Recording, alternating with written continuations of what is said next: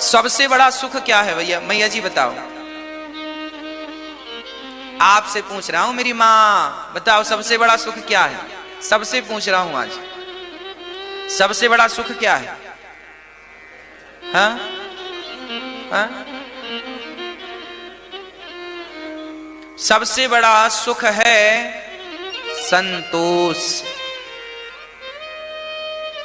गौधन गज धन बाज धन और रतन धन खान, जब आवे संतोष धन सब धन धूरी समान।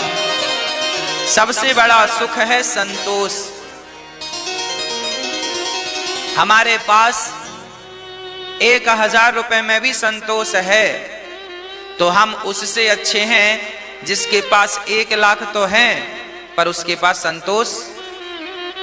1 लाख आपके पास है पर संतोष नहीं है, और मेरे पास 1000 है पर संतोष है, तो आपके 1 लाख से अच्छा मेरा 1000 है, क्योंकि मेरे 1000 में मुझे संतोष है।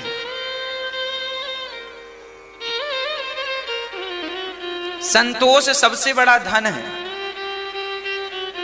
आज का प्राणी दुखी क्यों है? क्योंकि उसके पास कमी दौलत की नहीं है, कमी संतोष की है। इसलिए संतोष आवश्यक है। सुदामा संतोषी ही तो थे, फटे कपड़े पहनकर चलते थे, ना बंगले की कभी चाहत रखी, ना पेट भर खाने की कभी चाहत रखी, बस कृष्ण कृष्ण जपते थे। जो मिल जाए, कई बार भूखे सोना पड़े, लोग कहते हैं सुदामा तुम्हें भूखे रहना पड़ा। सुदामा जी बोले कोई बात नहीं, जैसी बिहारी जी की विधाता की इच्छा। अर्थात संतोष था, शिकायत नहीं थी कि अब ये नहीं दिया तुमने, ना, जो देखो जो मेरे भाग्य में है वो मिलके रहेगा। मेरे भाग्य में सुख है, सुख मिलकर रहेगा, और मेरे भाग्य में दुख है, दुख मिलकर रहेगा। और भाग्य बनता कैसे है? बोले पिछले जन्म में मैंने अच्छा किया किसी के संग, तो इस जन्म में मेरा भाग्य अच्छा है, और मैंने किसी के संग पिछले जन्म में बुरा किया तो मेरा भाग्य बुरा है। भाग्य भी मैंने ही बनाया है, भाग्य का भी गुनहगार मैं हूं। अच्छा है तो भोग रहा हूं आनंद, बुरा है तो भोग रहा हूं कष्ट। को ना काहू को सुख दुखे कर दाता, निज कृत कर्म भोग सब भ्राता।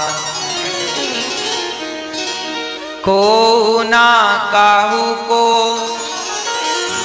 सुख दुख कर दाता, निज कृत कर्म भोग सब भ्राता।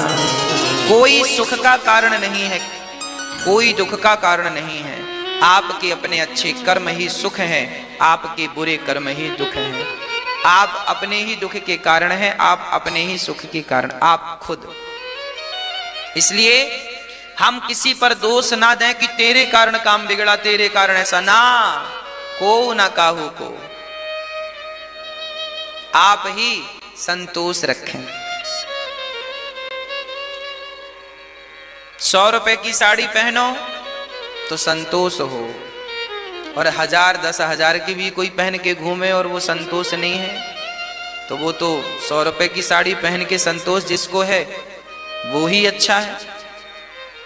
इसलिए घास की झोपड़ी है आपकी और आप उसमें संतोष है, तो आप रावण के महलों से भी आनंद में हैं, क्योंकि उसे उस महलों में भी संतोष ही तो नहीं था।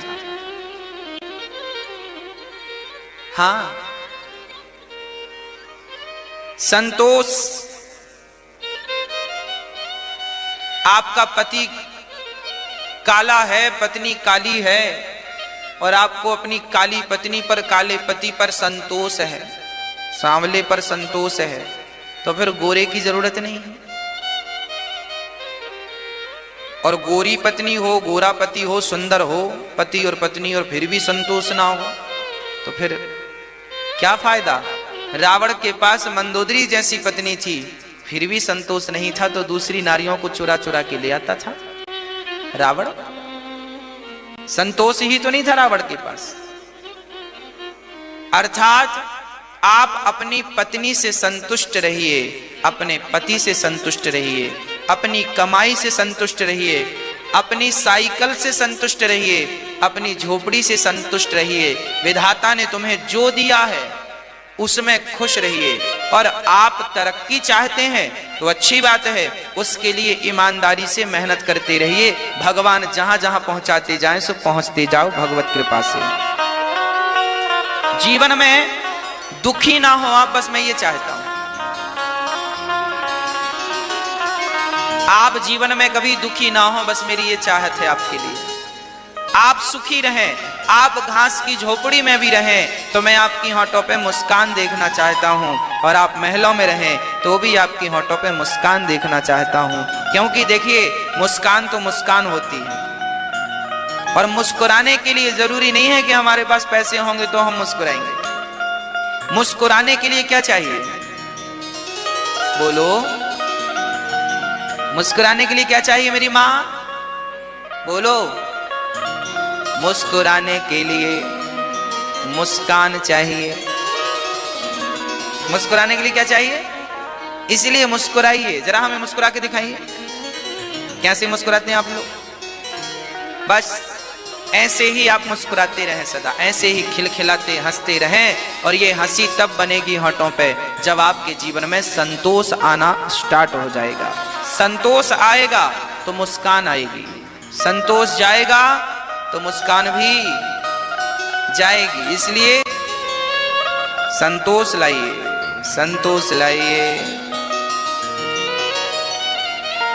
संतोष भगवान की भक्ति है। आठव जथा लाभ संतोषा, सपने हूँ नहीं देखहीं पर दोषा।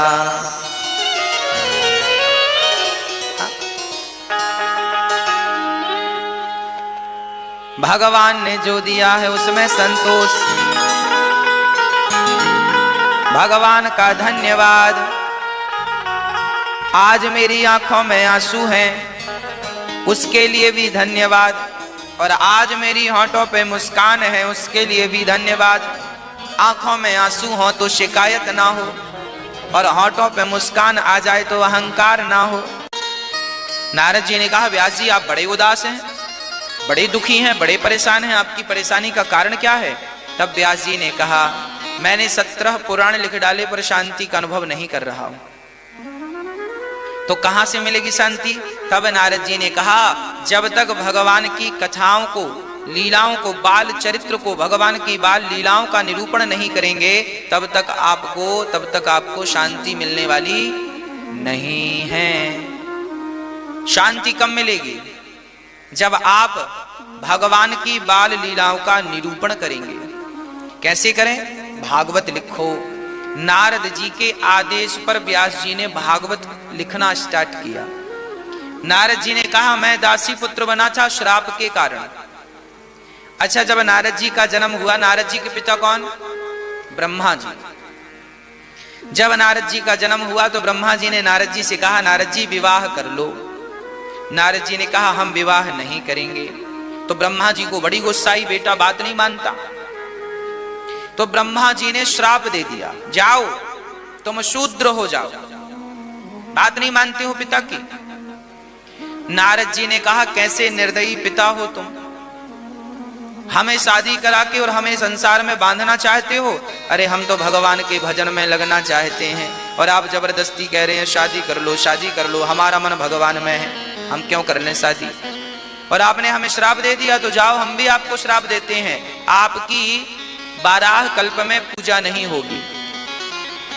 आज ब्रह्मा जी की पूजा नहीं होती ना कहीं, ज्यादा जोर जोर से बातें नहीं करते।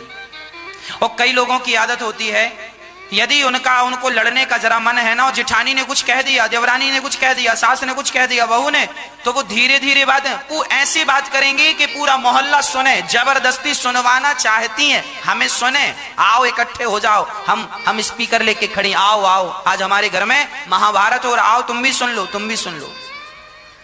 कुछ महिलाएं होती हैं ऐसी हैं, धीरे धीरे बात करती नहीं है, वो चीख चीख के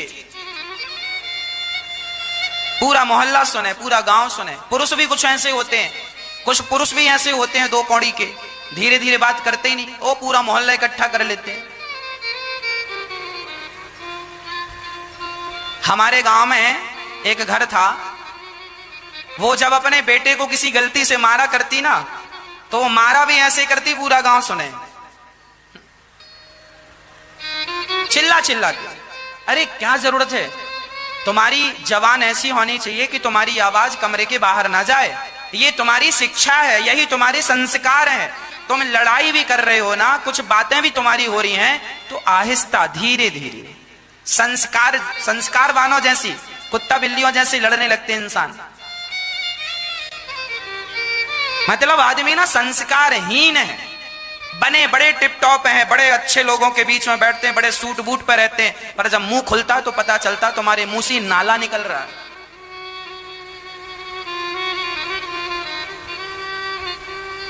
धीरे धीरे बोला करो। इसीलिए हमारे बड़े बुजुर्ग कहते हैं, मौन रहो तो ही अच्छा है। 100 गालियां भगवान श्री कृष्ण ने शिशुपाल की सुनी। कितनी गालियां? 100 गालियां। भगवान ने कोई उत्तर नहीं दिया। संस्कार यही है, शिक्षा यही है, पढ़े लिखे होने का विद्या ददाति विनयम। नम्रता यदि है आपके अंदर, सहनशीलता है आपके अंदर, तब तो आप पढ़े लिखे हैं, और केवल डिग्रियां पाई हैं, चरित्र में तो कोई शिक्षा दिख नहीं रही है। कहां बोलना है, कहां नहीं बोलना है, क्या बोलना है, क्या नहीं बोलना, इतना नॉलेज नहीं है, तो फिर काय बात की तुम्हारी शिक्षा? क्यों पढ़े? कैसी पढ़ाई है तुम्हारी? केवल पेट भरने की पढ़ाई है तुम्हारी? जाओ नौकरी करो, 50,000 रुपए कमाओ, 20,000 कमाओ, 1 लाख कमाओ, नौकरी करो, पेट भरो, बस खाओ पियो सो जाओ। ये काम तो गधा भी कर रहा है, खाए पिए सो जाए। गधा भी खाता है, बच्चे पैदा करता, सोता, तुम भी यही कर रहे हो। आज का आदमी 3 काम करता है, खाता है, सोता है और बच्चे पैदा करता है, और समय बच जाए तो झगड़ा करता है। और यही काम गधे भी कर लेते हैं, यही काम कुत्ता भी करता है। कुत्ता भी खाता है, सोता है, बच्चे पैदा करता है, और खाने के बाद थोड़ा ताकत आए ना तो झगड़ा भी करता। पचेगा कैसे? भाव भाव करके पचा लेता। और यही काम तुम भी कर रहे हो, खा रहे हो, सो रहे हो, बच्चे पैदा कर रहे हो, और समय मिल रहा तो झगड़ा कर रहे हो। ये काम तो सुअर भी करते हैं साहब। जरा बताओ कि तुम्हें भगवान ने मनुष्य क्यों बनाया है? मनुष्य बनने का अर्थ क्या है? मनुष्य बड़े भाग्य मानुष तन पावा, फेरत सदा माया कर प्रेरा, काल कर्म स्वभाव गुण घेरा, कवहु की नर करुणा कर देही, देत ईश बिनु हेतु सनेही। बड़े भाग्य से मनुष्य का तन मिला है, इस तन को पाकर ज्यादा लड़ाई झगड़ा ना किया करो। कोई तुम्हें गाली दे दे तो तुम्हें भी गाली देने की जरूरत नहीं है। गालियां वो दे रहा है, वो मुझे, आप लोग मुझे गालियां देंगे तो आपके संस्कार हैं वो, मैं आपको जो दूंगा वो मेरे संस्कार कहलाएंगे। हाँ, आप यदि मुझे गालियां दे रहे हैं तो इसमें मेरा क्या दोष है भाई? आपका स्वभाव है, आप सबको देते होंगे, आप अपनी पत्नी को गाली देते होंगे, अपनी सबको गाली देते होंगे, सो आप मुझे भी गाली, आपका स्वभाव है गाली देना, गाली देंगे, पर मेरा स्वभाव तो नहीं है ना। अब बदले में मैं आपको क्या दूंगा? मैं गाली नहीं दूंगा, क्योंकि आपसे मेरा स्वभाव बिल्कुल अलग है। यदि मैंने भी आपको गालियां दे दी गालियों के बदले में, तो फिर ये बताओ आप में और मुझ में अंतर क्या रह जाएगा? सास ने गालियां दी और बहू ने भी गालियां दे दी, तो फिर बताओ, बहू तो पढ़ी लिखी है ना आज के जमाने की, सास तो चलो कम पढ़ी लिखी है, उसने गाली दे दी तो तुमने भी तो गालियां दी, फिर उसमें और तुम में अंतर क्या रहा? अरे बड़े तो तुम तब बनोगे जब सारी गालियां सुनकर भी चुप रहो। जब तुम चुप रहोगे ना, तब तुम बोलने के अधिकारी हो कि साहब देखो इन्होंने इतनी गालियां दी पर हमने कोई उत्तर, तब तुम श्रेष्ठ माने जाओगे। वाह, आपने ऐसी गालियां खा ली और फिर भी आप संतुलित रहे, चुप रहे, तब आपको समझदार बोला जाएगा। और आप दोनों बालकनी में खड़े होके और जो जोर जोर से गालियां दे रही हूं, मोहल्ला सुन रहा है, इससे ना तुम्हारी रेपुटेशन कम होती है। लोगों को अच्छा नहीं लगता, हमें तो अच्छा नहीं लगता कोई झगड़ा करे, और आप लोग तो झगड़ा करते ही जाते हैं। जिस घर में झगड़ा है, जिस जीवन में झगड़ा है, वहां सुख शांति और समृद्धि कभी नहीं आएगी, अन्नपूर्णा मां कभी नहीं आएगी। इसीलिए शांति शांति।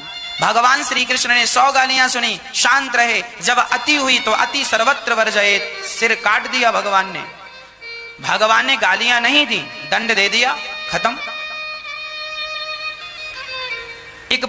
एक आदमी रह रहा था अपने घर में, उसका पड़ोसी बड़ा दुष्ट था। उसने सारा कचरा उठाया और सारा कचरा उठाकर उसके घर के आंगन में डाल दिया। उसने निकलकर देखा, यार अभी अभी तो मैंने झाड़ू लगाई और मेरे पड़ोसी ने, बड़ी गंदी आदत, सारा कचरा मेरे घर में। उसने झाड़ू उठाई और सारा कचरा पड़ोसी ने डाला था ना। शहरों में अक्सर ये चीजें देखने को मिलती हैं, ऊपर जिसका घर है तो ऊपर वाला कचरा नीचे वाले के घर में डाल देता है, चलता है। उससे लगता है कि हम होशियार हैं। अब उसे कोई समझाए कि तुम ही सबसे बड़े गधे हो। दूसरों को परेशान करना होशियारी नहीं होती, बेवकूफी होती है। उसने कचरा डाल दिया, कचरा उसने झाड़ू उठाई, डस्टबिन में डाला और अपने घर से आम, अंगूर, केला, अनार, सेब, पपीता, सारा फल फूल निकाला, टोकनी तैयार की और उसके घर चला गया जिसने कचरा इसके घर फेंका था। और बैल बजाई, अंदर से आया, उसको लगा शायद पड़ोसी झगड़ा करने आया है। उसने दरवाजा खोला तो इसने स्माइल के साथ मुस्कुराते हुए फलों की टोकरी पकड़ाई। भाई साहब, ये फल हमारे गांव से आए हैं, बड़े मधुर हैं, जरा खाइएगा। वो आदमी पानी पानी हो गया। यार क्षमा करना दोस्त, मैंने ही तेरे घर में कचरा डाला, पर तेरा स्वभाव इतना अच्छा, मैंने तेरे घर कचरा डाला और तू मेरे को फल खिला रहा है, ऐसा क्यों? तब उस व्यक्ति ने बड़ा प्यारा जवाब दिया, मित्र तेरे पास कचरा था तो तूने मुझे कचरा दिया, मेरे पास फल थे, मैंने तुझे फल दिया। जिसके पास जो होता है वो वही देता है। आपके पास गालियां होंगी तो आप मुझे गालियां देंगे, और मेरे पास कथा है तो मैं आपको कथा दे रहा हूं। जिसके पास जो होता है वही देगा। सास गालियां दे रही है, बेचारी ने जीवन भर जोड़ा ही क्या, जो जोड़ा है सो दे रही है। सोना चांदी जोड़ा होता तो सोना चांदी देती, बेचारी ने गालियां अपनी सास से सुनी और आगे तुमको पेस्ट करती जा रही है। उसके पास वही वही है। तुम्हारी बहू गालियां दे रही है तो और दे भी क्या सकती है बेचारी। अच्छा है कुछ दे रही है, कुछ ले तो नहीं रही है ना, ले लो जो दे रही है, अच्छा कुछ तो दे रही है, ना देने से अच्छा कुछ दे रही है। जिसके पास जो है वो दे रहा है। नदी के पास पानी है, नदी पानी दे रही है। वृक्षों के पास फल है, वृक्ष फल दे रहे हैं। गुरुजी के पास ज्ञान है, गुरुजी ज्ञान दे रहे हैं। बबूल के पास कांटे हैं, बबूल कांटा दे रहा है। गुलाब के पास खुशबू है, गुलाब, जिसके पास जो है वही तो दे रहा है। बबूल कांटा ही तो देता है। बबूल क्या देता है मेरी माँ? कांटा। गुलाब क्या देता है? खुशबू। जिसके पास जो है वो दे रहा है। तो आपके पास जो है वो आप देंगे। आप अपने सास को क्या दे रहे हैं? वही जो आपके पास है। आप अपनी बहू को क्या दे रहे हैं? वही जो आपके पास है। आप अपने बच्चों को क्या दे रहे हैं? वही जो आपके पास है। संस्कार होंगे तो संस्कार दोगे, और दुष्टता होगी तो दुष्टता दोगे। इसीलिए कहा करता हूं, बच्चों की गलती नहीं है, हमारी गलती। हम सही रास्ते पर चलें, हम अपने जीवन में अनुशासन से चलें। देखिए, आप अनुशासन में रहेंगे तो आपके आसपास के लोग अनुशासन तोड़ने की कोशिश नहीं करेंगे। आपको इन समझदारियों का परिचय देना चाहिए, गंभीर होना चाहिए। बात बात में प्रपंच और झगड़ा शोभनीय नहीं है, ये बिल्कुल संस्कार के खिलाफ है। ध्रुव जी महाराज को मां ने उपदेश दिया है, बेटा जा, तेरी मां ने अपमान किया है, जा तप कर। सच्ची कहा है तेरी मां ने, तप कर। नारद जी गए, रास्ते में सच्चे गुरु मिल गए। कौन से? श्री देवर्षि नारद जी। नारद जी ने कहा, बालक कहां जा रहा है? ध्रुव जी ने कहा, मैं अपने भगवान को प्राप्त करने ऐसी गोद में बैठूंगा जिस गोद में आज तक कोई ना बैठा हो। नारद जी ने कहा जंगल बड़ा खतरनाक है, चला जा यहां से, जंगल में बड़े बड़े जानवर हैं, खा जाएंगे। नारद जी ने डराया, पर ध्रुव जी की अटल भक्ति थी। गुरुजी बिना भगवान को पाए हुए अब जिंदा शरीर नहीं जाएगा, मर जाऊंगा तो लाश भले चली जाए, पर जीते जी तो भगवान को प्राप्त किए बिना मैं लौटकर नहीं जाऊंगा। अब मुझे भगवान को प्राप्त करना है, आप कोई उपाय बताओ। देखिए भगवान को पाने का जो संकल्प है, इसीलिए कहा करता हूं भगवान के भजन की शुरुआत लड़कपन से हो, जवानी से हो, बुढ़ापे का इंतजार ना करना। आप लोग ना बुढ़ापे, आज हम जवान जवान बच्चों से कहते हैं बेटा कथा सुना करो, अरे महाराज जी कथा तो बूढ़ों को सुननी चाहिए, जवानों को क्या सुनवाएं, ये कथा कोई जवानों की है? तो एक बात याद रखना, कथा लड़कपन में सुनोगे, जवानी में सुनोगे तो बुढ़ापा अच्छा हो जाएगा। इसीलिए भगवान की कथा लड़कपन में और जवानी में सुनना स्टार्ट कर दो। श्री भगवान ने आज गोपियों से कहा देवियों आप अपने अपने पतियों को छोड़, अब देखो भगवान यहां कर्म पर जोर लगा रहे। भगवान कहते हैं कि तुम अपने कर्मों को छोड़कर आई हो, ये तुमने अच्छा नहीं किया, जाओ अपने अपने पतियों की सेवा करो। पति कैसा भी हो, अंधा हो, लंगड़ा हो, बहरा हो, काना हो, गूंगा हो, गरीब हो, अमीर हो, पर पति तो भगवान है। सदा ही नारी को अपने पति की सेवा करनी चाहिए, पति भगवान है। बस भगवान ने गोपियों से कह दिया, दोहशीलो दुर्भगो वृद्धो जड़ो रोग्य धनो पिवा। पति कैसा भी हो फर्क नहीं पड़ता। कई बार आपको ऐसा पति मिल जाता है जो सुंदर नहीं है, माँ बाप ने जबरदस्ती शादी करा दी, पति, लड़की गोरी है, पति काला है, अब लड़की के अंदर अंदर चलता है, लोग ऐसे पति से शादी कर दी। कई बार दिल स्वीकार नहीं करता, एक्सेप्ट नहीं करता, मन है पति पत्नी की तरह रहते हैं पर मन भागता है, नहीं ये काला है, मेरे मन का नहीं है। ये पति भी कई बार मेरे मन की पत्नी नहीं है, होता है। बहुत सारे लोग परेशान हैं जो रिश्ते होने के 10 साल बाद भी ये सोच रहे हैं, बच्चा भी बड़ा हो गया फिर भी सोच रहे हैं कि पत्नी मन की नहीं, पति मन का नहीं। ये बात कोई किसी से कहता नहीं है, पर कई बार मन में आती हैं ये बातें। लोग कहते हैं अपने आप से कि मन की नहीं है, मन की नहीं है, मन की नहीं, पति मन का नहीं। इससे भी अच्छा मिल जाता तो बढ़िया था। कैसा मिलता? वैसा मिल जाता। एग्जाम्पल भी आप देते हैं, वैसा मिलना था, उनके जैसी था, उनके जैसी वो। आदमी ऐसा सोचता है, ये बातें कहता किसी से नहीं, पर दिमाग में चलता रहता है। क्यों चलती हैं ये बातें? क्योंकि आप संतुष्ट नहीं हैं। काश आप संतुष्ट होते अपने रिश्तों से, तो आपके दिमाग में ये कचरा कभी ना प्रवेश करता।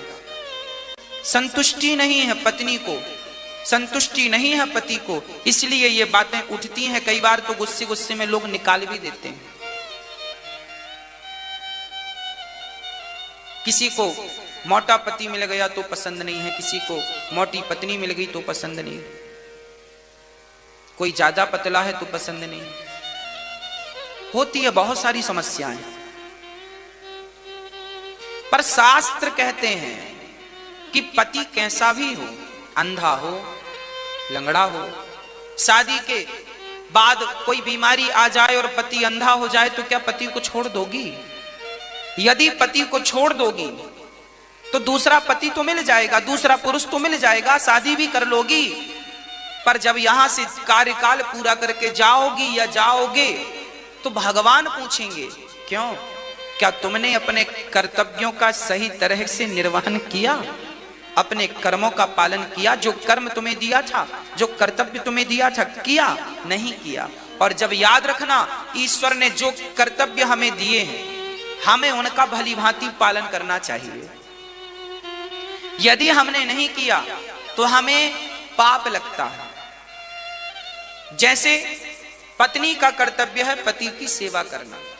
यदि कोई पत्नी पति की सेवा ना करे तो उसे पाप लगेगा। उस पाप का फल उसे जरूरी नहीं है किसी जन्म में मिले, किसी और जन्म में मिलेगा। आप मत करो, आपको नहीं करना तो, पर याद रखना कि वो जो आपने छोड़ दिया ना खाली स्थान, वो भरना आपको ही पड़ेगा। आज ना सही कल भरोगे। हाँ, भरना पड़ता। इसलिए अपने एक जन्म में यदि आपने, याद रखना, इस जन्म में यदि आपने लापरवाही की तो इस जन्म की लापरवाही से आपके हजारों जन्म बिगड़ सकते हैं। और इस जन्म में यदि तुमने, चलो आज दाल में नमक ज्यादा हो गया